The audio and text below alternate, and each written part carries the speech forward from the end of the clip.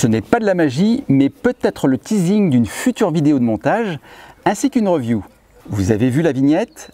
Ancho se lance dans l'ouverture automatique des portières de la Model 3 pour essayer d'imiter le Model X. Enfin, je dis Ancho, il y a fort à parier qu'à l'instar des vérins électriques et des premiers upgrades audio, ce soit du matos d'un autre fabricant chinois estampillé Ancho dans un premier temps.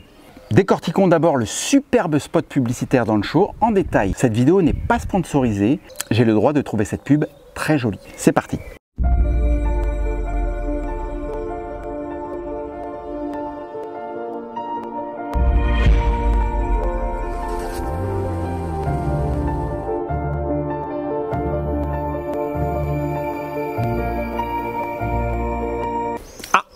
Vous avez vu? Elle caresse la poignée et la porte s'ouvre. On continue.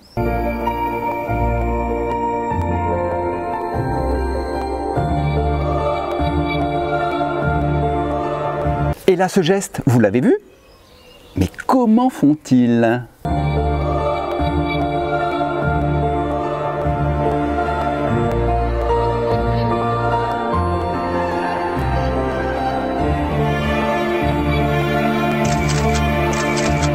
Et là, vous avez vu des Chinois qui prennent des photos incroyables.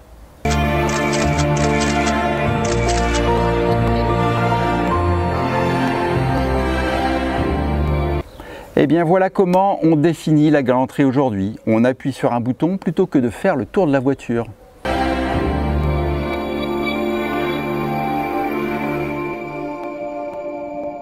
Comme le Model X, je vous dis pied sur le frein et les portes se referment.